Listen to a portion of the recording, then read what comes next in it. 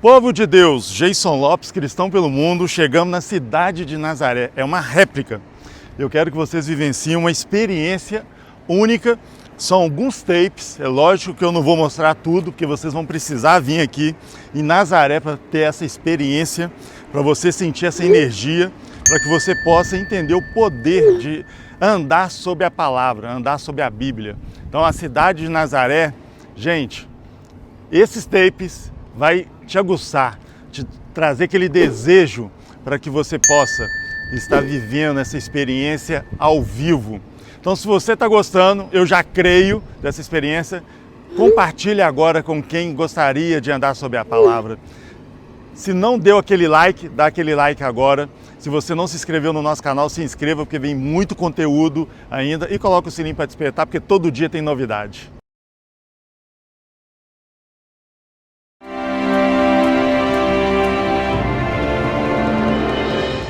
A gente está aqui na Vila de Nazaré, é um sítio arqueologicamente preservado, tá? Onde a gente encontrou peças que dataram para a época romana, ou seja, os tempos de Jesus, e reconstruímos réplicas que também eram daqui da região, e a gente reconstruiu ela aqui, tá? Então fiquem à vontade para perguntar, para tirar foto, tá? Vamos seguir aqui. Posso contar com alguém para fechar a porta para mim? Pode.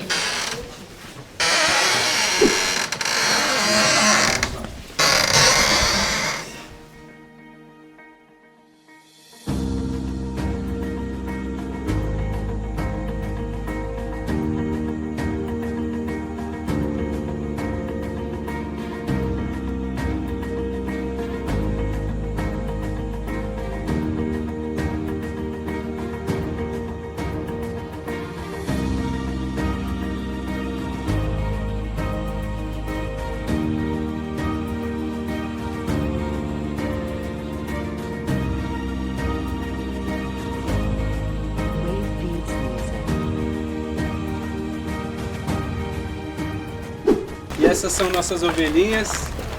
Tem até um bebezinho, cadê ele? Tá aqui, ó, no cantinho aqui. Quem quiser ver. Ai, que gracinha.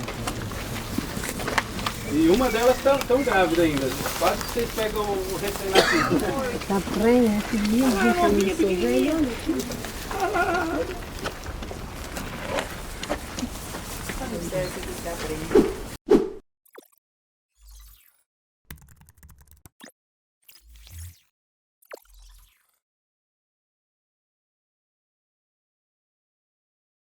Elas ficam juntas, elas têm comportamento muito diferente, porém elas estão sempre juntas. Elas só são separadas na época antes do verão para cortar a lã, que a gente não usa os cabelinhos da cabra.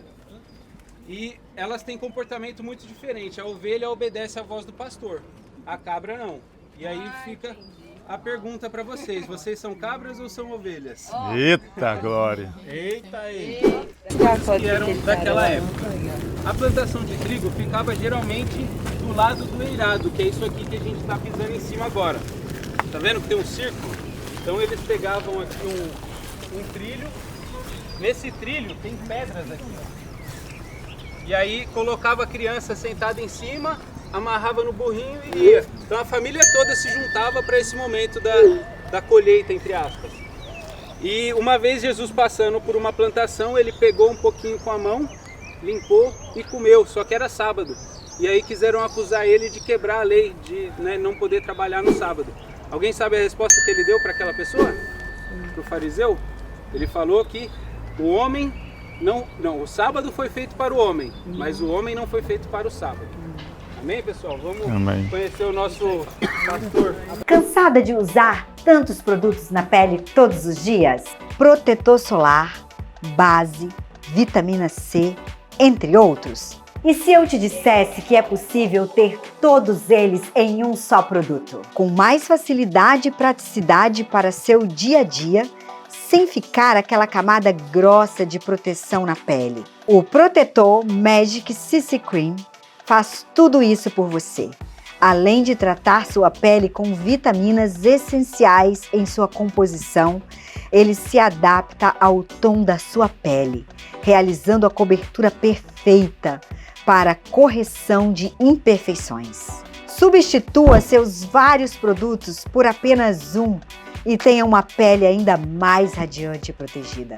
Compre em nosso site e confira as condições especiais. Na época de azeitona, que foi uns meses atrás, a gente colheu tudo, deu bastante azeitona.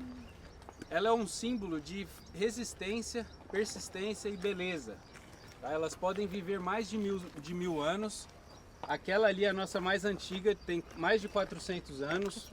Tá? Ela não é daqui, ela foi trazida de uma fazenda aqui próxima. Essas outras têm para mais de 100. Se vocês olharem aqui no pezinho dela, ela tem um brotinho. Ó. Esse aqui, se você tirar, você consegue plantar uma nova oliveira. Tá? E é daqui que vem a conexão que em Isaías capítulo 11 fala aqui dos galhos de Jessé virá o Messias, né? Esse é o broto, esse é o ramo, tá? E daí também... Oi?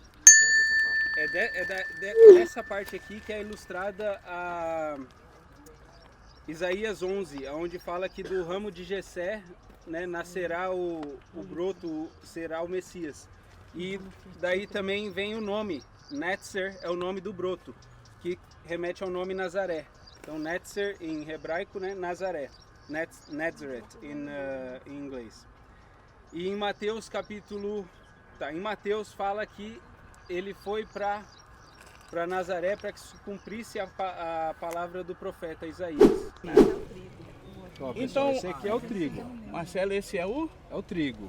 E aqui está o joio. A semente é parecida, mas esse aqui dá fruto e esse aqui só engana. Por isso que ali na hora da eira, eles levantam assim tudo junto e joga. O joio vai com o vento e o trigo fica. Eita, glória, hein? Tem conteúdo.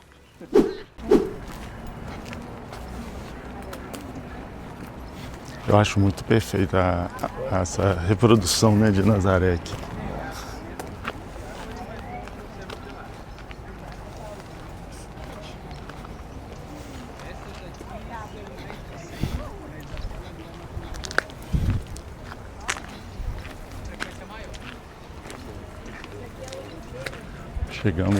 Chegamos na cidade de Nazaré.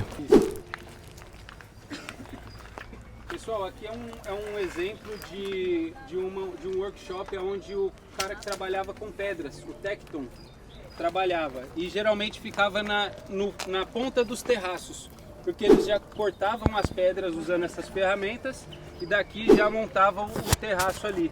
Eles colocavam essas estacas, primeiro usava a talhadeira para abrir uma trilhazinha e enfiava as estacas e ia batendo com o martelo, para poder ir abrindo até que quebrava um pedaço de pedra, tá? Marcelo, oi? Porque se fala muito assim, Jesus era carpinteiro. As pessoas não têm noção que naquela época não haviam madeiras, até pela própria região. O carpinteiro trabalhava com pedras naquela época. Trabalhava com os dois. Eu acho que é importante você deixar isso claro, porque nós somos um grupo grande. Sim. E às vezes quando fala carpinteiro, as pessoas, o brasileiro, ele remete à madeira, não à pedra. Na verdade, eu falo isso lá em cima na casa de José, a palavra é tecton, que quer dizer construtor. E na construção, vocês vão ver que as paredes são feitas de pedra e o teto de madeira também. Então eles trabalhavam possivelmente com os dois, com madeira e com pedra. Isso então quebra aquela imagem do Jesus delicado. Era um Jesus forte, que mexia com pedra, carregava pedra, quebrava pedra. Amém? Ele era acostumado com o trabalho duro. Se você olhar para lá, as ruas são tudo assim também, meio que um zigue-zague, olha lá em cima. Então esse aqui foi o que planejou, não esse aqui, mas é a espécie que planejou as ruas de Nazaré.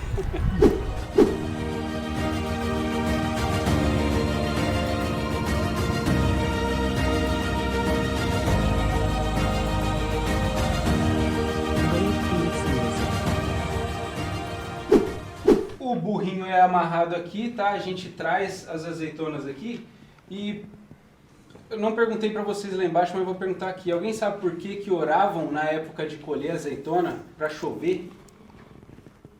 Não, né? Porque terra de deserto, então muita poeira, chove muito, o pessoal ia se sujar muito subindo no pé de azeitona. Então Deus mandava a chuva, lavava os pés de azeitona para o povo poder colher. Olha como Deus é perfeito. E o porquê que isso aqui ficava dentro de um lugar coberto, diferente do lagar? Por causa da chuva também. Se a gente orou para chover, agora a gente tem que se preparar para a chuva que vai vir. Traziam aqui, colocavam as azeitonas aqui e o burrinho vinha e empurrava aqui, ó. Se alguém quiser voluntariar aí, ó, para demonstrar, pessoal, pode ficar à vontade. Vai, gente, burrinho.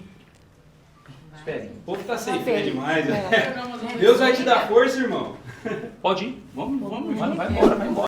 Na Rua dos Guajajaras, 558, conheça Confio, a maior e mais completa clínica de saúde e bem-estar especializada em transplante capilar e procedimentos estéticos de Minas Gerais.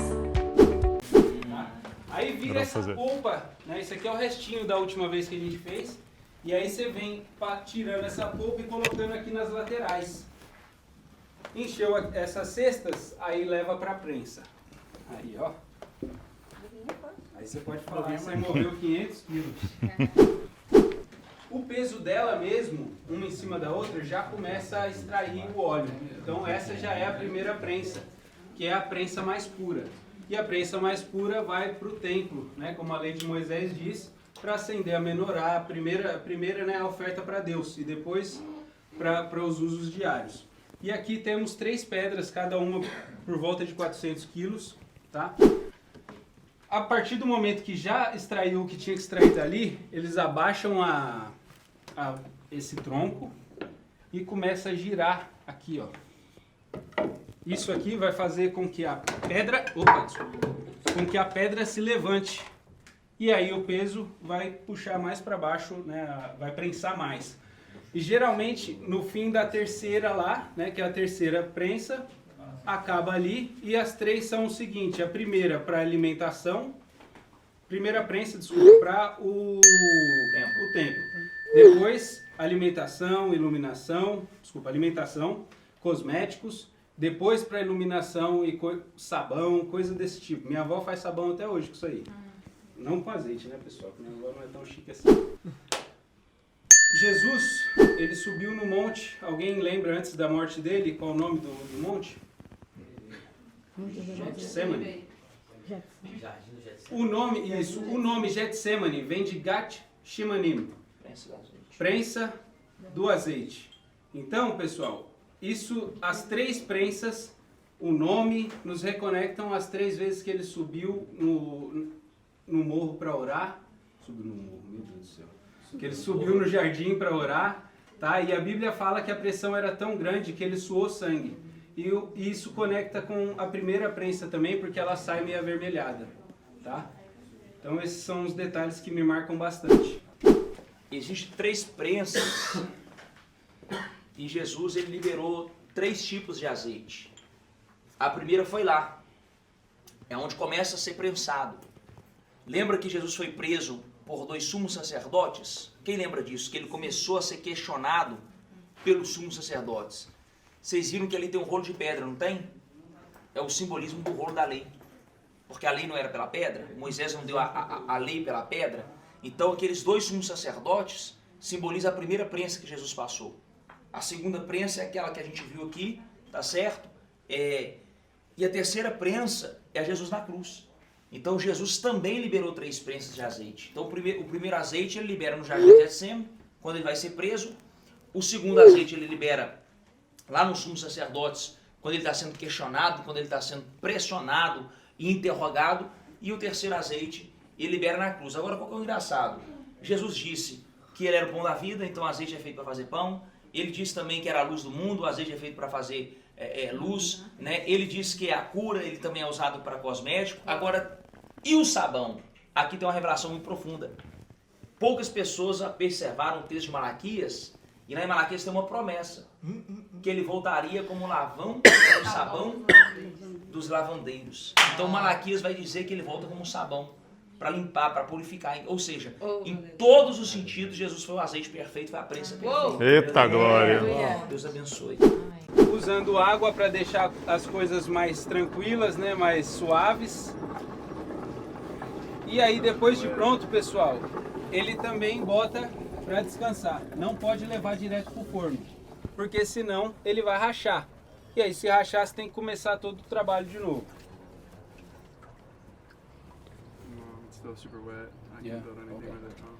Então, pessoal, depois de tirar daqui, ele vai deixar descansando ali dentro. Depois do descanso, novamente, ele vai para o forno. Parece muito a vida da gente, né? Que a gente tem que dar, às vezes, dar um tempo de descanso. E isso é tudo bem, não tem problema nenhum com isso. Depois do fogo, também outro tempinho de descanso. E aí tá pronto. E caso aconteça algo de errado, é só trazer de novo na mão do olheiro, que ele vai te colocar na água, te quebrar, te macetar. Eita. E depois te fazer usável de Jesus, novo no né? reino. Amém? Uma ilustração muito importante que acontece com essa imagem é quando Isaías fala que nós somos os potes, a argila, e Deus é o nosso oleiro. Então, é isso que eu acabei de falar. Tá com problema, tá quebrado, tá arrebentado, se entrega nas mãos de Deus que Ele vai te colocar de novo no prumo. Deus faz o homem segundo o coração dele, segundo o propósito, né? Eita glória, hein? Muito forte mesmo.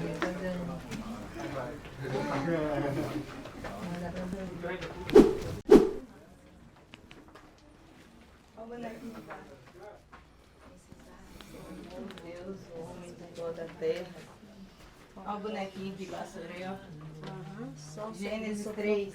Só foram 2, né? 2,17. 2,7. É forte, hein, pastora? Esse é o José, nosso carpinteiro.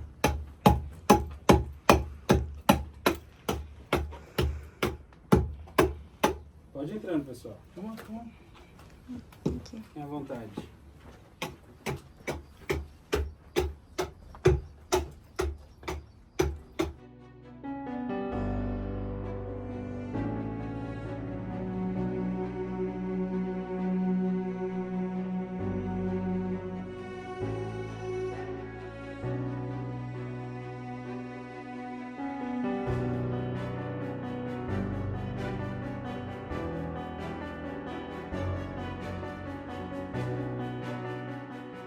Como vocês podem ver, né, eu mencionei lá embaixo, as construções são feitas de pedra e de madeira. Daí vem a questão do tecton, que quer dizer construtor. E essa era a palavra usada para a profissão de José e de Jesus. Tá? Então eles trabalhavam com as duas coisas. E aqui a gente tem alguns exemplos de ferramentas que já eram usadas naquela época. Uma machadinha ali para cortar, ou um martelo do outro lado. Ou também para coçar as costas. As talhadeiras, né? Para dar uma moldada. Os formões, isso. Essa é a casa de José. A plena, né? A plana. Isso, José o carpinteiro. O serrote. E esse aqui a gente quer que vocês tentem adivinhar. Pra fazer o O que fogo, vocês né? acham que é? Fazer. Quase isso. É uma furadeira. Que isso, hein? No primeiro centro. Pera, aqui. Então, pessoal, a gente vê que Jesus sabia muito bem na onde ele estava se metendo Furadeira, gente. quando ele ia enfrentar o martelo e o prego no braço dele, porque ele trabalhava com isso. A furadeira da época aí, gente, ó. Olha que coisa chique. Furadeira aí. Então, shalom para a Ana. Shalom! Hannah. Shalom, Hannah. Isso. O nome da minha filha. O processo começa lá embaixo, né? Quando corta a lã da ovelha. E aí no caminho a gente tenta passar por um rio e lavar a lã. Depois ela é penteada nesse pente de ferro aqui, parece um pouquinho com o meu. Tá? E aí, depois de ela bem aberta, aí vem a questão de fazer ela virar uma linha. Que ela faz desse jeito aí, ó. Como ela é profissa. Na hora desse jeito, ela deixa cair, né? É nervosismo. Assim, gente, Então, ó. pessoal, Vai cair. Depois daqui vem a coloração.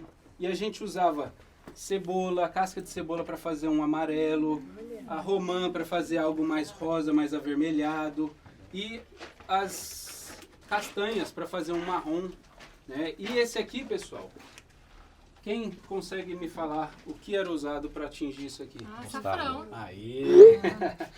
E a mais cara de todas, azul, roxo e vermelho escuro, que vinha desses serezinhos aqui do mar. Então, de um desse daqui você arrumava 2, 3 gotinhas. Por isso era a mais cara, era a cor que os reis usavam. Né? E imagina, para tingir uma manta, um pano desse tamanho, quantas desse daqui não precisava, né? Rapaz, por isso que os irmãos de José ficaram com inveja.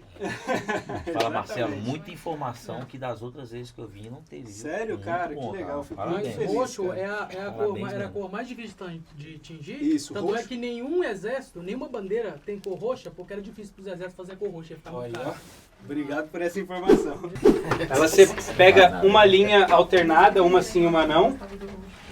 E aí ela vem com a agulha gigante dela e passa por baixo. Hoje muitas pessoas ainda fazem. E aí, pega outro pente parecido com o meu e aperta ali. E aí, pessoal, com os restantes, né, Você sabe que a gente que é pobre, a gente não gosta de desperdiçar, né? A gente usa os restinhos das coisas.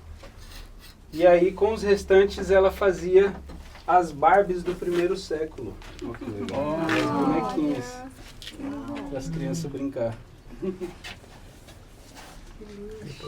E essa é a imagem Quem é a Barbie? que é usada na Bíblia para falar sobre a mulher valorosa, que mesmo tarde da noite vai e alimenta as crianças, que busca a lã e faz o trabalho dela. Amém, pessoal? Amém. Muito obrigado. Thank you so much, Ana. Thank you. Thank you, Hannah. É onde aconteceu o manto. Esse lugar aqui é profeta. Então aqui é uma réplica da sinagoga. Uma réplica da sinagoga. Caramba, igual o The Chosen. É. Não sabia que foi filmado aqui, não? É uma réplica fiel da sinagoga do primeiro século, tá? Aqui a parte que parece ali um reboco, ela é uma mistura de areia com água, com calcário, com algumas coisas, incluindo palha, tá? E aí é usado até no teto. O tronco, aí vem os bambus, e aí vem essa mistura. A gente estava trabalhando nisso semana passada. E aí vem uma camada só de terra para absorver a água e outra camada da mistura por cima. Esse aqui é o mesmo tipo de teto que estava na época que Jesus recebeu um enfermo pelo teto. Lembram disso? Uhum. Só que tinha uma menos. A gente colocou um tronco a mais para aumentar o tempo que a gente tem para fazer a próxima manutenção. Tá? Então, tirando uma dessa, dá para ver que cabe uma pessoa para descer certinho. Espaçamento, né? Espaçamento. E era fácil de levantar, porque isso aí é como se fosse uma esteira de bambu. Vários bambus junto, conectado, amarrado, e aí eles podem levantar assim, fica mais fácil. Tá? E foi numa sinagoga dessa que Jesus voltou de uma das suas viagens num sábado e veio ler as Escrituras. E algo muito legal é que eu não vi na Bíblia dizendo que ele foi lá e escolheu as Escrituras de Isaías. Foi entregado a ele e ele leu. Né? E ele disse: o Espírito do Senhor está sobre mim, porque ele me ungiu para pregar boas novas aos pobres. Ele me enviou para proclamar liberdade aos presos e recuperação da vista aos cegos, para libertar os oprimidos e proclamar o ano da graça do Senhor. E ele diz: vocês acabam de ver a profecia se cumprindo na frente de vocês. Que quer dizer que ele era o Messias. E aí ele vai e senta. Quando ele senta, começa uma comoção. O povo, muitos felizes, muitos indignados e se perguntando: ué, esse aí não é o filho de José daqui mesmo? Né? E tem aquela questão do santo de casa não faz milagre. Né? E aí ele mesmo levanta e fala: sim, sou eu, e eu também fui enviado não apenas para os judeus, mas para os gentis também. E não era bem o que os religiosos queriam. Eles queriam alguém que viesse para libertá-los dos estrangeiros e matar os estrangeiros por eles. Mas não é isso, Jesus veio por todos. E foi isso que gerou mais comoção, e ele foi levado ao Monte do Precipício, onde tentaram matar ele, só que não conseguiram, e ele foi embora para não voltar mais. Porém, quando ele voltar, a gente acredita que ele vai ser reconhecido até mesmo aqui na cidade dele. Amém? Não há coincidência, né? Não pode ser coincidência Jesus chegar bem na sua cidade, bem Nazaré, onde ele foi criado, e sair exatamente o texto de Isaías. Tem uma única coisa, Marcelo, que ele não falou na vinda dele, que era o dia terrível do Senhor, porque ainda não era o tempo do fim. Então a profecia de Isaías tem uma última palavra lá, que vai falar que chegaria o dia terrível do Senhor, ou o dia do Senhor. Da citação de Jesus de Lucas, é a única que ele não citou. Ou seja, ele conhecia tanta profecia escatológica, que ele segurou, ele reteu aquela hora a fala, porque ele sabia, não é o tempo. Quando ele fecha o pergaminho, tem algo muito mais poderoso nas atitudes de Jesus. Em uma sinagoga judaica, se você for, ao lado direito vai ter uma cadeira vazia, no centro vai ter outra cadeira vazia, e à esquerda vai ter outra cadeira vazia. Uma das cadeiras à direita fala de Moisés, porque eles aguardam, né, a volta de Moisés. À esquerda é a cadeira que está vazia, aguardando a volta de Elias, que são as duas testemunhas. Mas a cadeira do centro, para o judeu, ela está vazia até hoje, que ela simboliza a cadeira onde o Messias vai se assentar. Então essa cadeira, ela é intocável. Essa cadeira ninguém pode ousar nem tocar nela. A de Elias e a de Moisés já é assim. Você imagina a do próprio Messias. E Jesus, quando fecha o pergaminho, propositalmente, qual cadeira que ele senta? A do meio. Exatamente a do Messias. Então essa revolta social, essa ira que gerou no povo, Marcelo, é o que ele disse, porque quando ele se assenta, ele não falou com palavras, eu sou o Messias. Ele não ficou provando, eu sou o homem desse texto, apesar de ele ter deixado isso subentendido, né? O Espírito do Senhor está sobre mim. Eu imagino que ele falou e apontou para ele, mas ele não estava falando nada além do que estava no texto, ele leu o texto. O Espírito do Senhor está sobre mim, porque ele me ungiu para proclamar libertação aos cativos, trazer cura aos enfermos, trazer vista aos cegos, né? Para pôr em liberdade os oprimidos, né? E aí de repente ele senta. Então, gente, de fato, o profeta na sua terra, ele não tem honra. Ele foi excomungado, vou falar assim. Ele foi levado até o monte do precipício, onde a gente passou lá na BR, para que eles fossem matar ele mesmo, para que eles jogassem lá de cima. Agora, o que me impressiona em Jesus, tem um fator que me chama muita atenção, eu tenho falado isso há alguns dias, é que todos os líderes que vieram sobre a terra, os filósofos, os pensadores, os grandes líderes religiosos, a maioria deles diziam sobre a verdade, diziam conter a verdade, tentavam explicar sobre a verdade, o conceito verdade, todos eles, o que é a verdade, aonde está a verdade? Porque se a gente parar para pensar, é tanta ideologia, são tantas ideias, são tantos conceitos, que até nós, se não fôssemos pelo Espírito Santo, Lucas, a Bíblia vai dizer que até os eleitos seriam confundidos, se não fosse por intervenção do Espírito Santo. Então não se engane, a gente só não é confundido, enganado, porque nós somos bons, não, porque o Espírito Santo não deixa.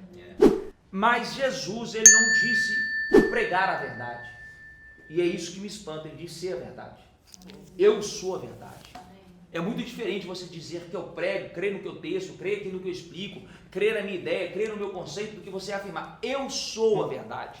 Então Jesus, ele está dizendo dentro de Nazaré coisas que ele não poderia negar. Porque o tempo todo ele era levado ao quase o risco de morte. Porque eu vou dar um exemplo. Pedro foi pressionado, ele negou ou não negou? Me desculpe a ousadia, mas dependendo do que a gente for confrontado, a gente nega também. Não falei isso não. Não foi bem isso que eu quis dizer. Ah, mas não é assim que eu penso, eu estava nervoso no dia. Eu até disse aquilo, mas é porque eu estava num dia ruim. Não é nada, porque no fundo, é do jeito que você pensa. Então Jesus, diferente de nós, ele morria pela verdade, mas ele não negava o que ele poderia estar dizendo. Por quê? Porque ele vai falar várias vezes, não posso negar o que eu vi. Eu não posso negar o que eu ouvi. Eu não posso negar o que sou. Vocês querem me matar porque vocês são homicidas desde o início, mas eu não vou negar o que eu sou. Eu sou o Filho de Deus. Eu sou o cumprimento da profecia. Então, qual é a lição disso tudo? Para mim, que contra a verdade, irmão, nada pode prevalecer. E nós, como cristãos, vamos ter que pagar um preço muito alto, principalmente nesse tempo contemporâneo, por pregar a verdade. Não esperem aplausos, não esperem reconhecimento, não esperem ser amados. Se você tem carência afetiva, se você tem necessidade de ser aplaudido por todo mundo, vai vender sorvete. Aí o pai gosta de você, a criança gosta de você, a mãe gosta de você, a vovó gosta de você, o bisavô gosta de você, todo mundo gosta de você. Sorvete agrada todo mundo, agora a verdade não. Então, contra a verdade, na verdade o que nós vamos despertar é ódio. É ira. Contra a verdade que as pessoas vão querer é nos matar. Porque o que tem de gente firmando a sua vida na mentira, no adultério, no caixa 2, na corrupção. Se a gente for falar de mentira aqui, irmão, mentira não é uma palavra falada. É quando você constrói uma vida com falsidade, com manipulação, com distorções, quando o seu sucesso, quando a sua fama, quando as suas conquistas não são legítimas. Então, qual é a dificuldade, talvez, de ser cristão? É conquistar de forma legítima. É conquistar de forma idônea. Sem lesar as pessoas, sem mentir para as pessoas, sem usar as pessoas. Essa vai ser a dificuldade de nós cristãos nesse tempo que nos oferece tanta coisa, principalmente por causa do Instagram, que mexe com a luxúria. Então, gente, Jesus deixa uma grande lição, que o profeta não vai ter honra no meio dos seus parentes, no meio da sua terra. Sabe quem vai querer te matar? Eu preciso falar isso para alguém. As pessoas que mais tentam nos matar são as pessoas de perto. É pai, é mãe, é irmão, é primo, é ovelha que está ali, é o discípulo que está ali todo dia, é o seu conselheiro lá, é gente do seu financeiro. Não, pastor, vamos fazer as contas melhor aqui. Por quê? Porque ele não anda pela fé. O justo viverá como? O contador vive pelo número. Ah, pastor, isso é irresponsabilidade? Estamos terminando, tá, Marcelo? Então, assim, gente, gravem algo no coração de vocês. Jesus deixou uma lição muito poderosa. Quem vai nos trair é o Judas que anda com a gente. Quem vai nos negar, quem vai... Sabe por quê? Como que as pessoas vão aceitar que você cresceu junto com elas e você agora venceu? E elas não. Verdade. Como que as pessoas vão aceitar? Mas ele não era nosso aqui, não vivia aqui, ó. Ele não estava aqui com a gente. Por que quem foi com ele não foi comigo? Pegou? A raiva deles, pastor Júnior, é porque eles não estão aqui. Pegou? Você tá entendendo? Não é porque você cresceu não, porque eles não conseguem. É porque eles não conseguem. É um comedor de arroz, feijão e farinha. Então, gente, eu vou dar um conselho para vocês, porque tudo que Deus me deu e prosperou, a Joyce, todo mundo que está aqui sabe, vocês sabem, que para vocês se tornarem o que vocês se tornaram, ser quem vocês são, vocês têm que ter muita coragem. Você tem que ter coragem para ser quem você é. Você tem que ter coragem. E pessoas que têm medo da sua conquista, medo da sua prosperidade, elas vão tentar te matar no ventre. Que o espírito de medo seja removido, que o espírito de medo seja lançado fora, e que o mesmo espírito que estava sobre Jesus aqui em Nazaré seja o nosso espírito, sabe o quê? De ousadia, de coragem, de intrepidez e de fazer independente se vão aplaudir ou não. Glória a Deus.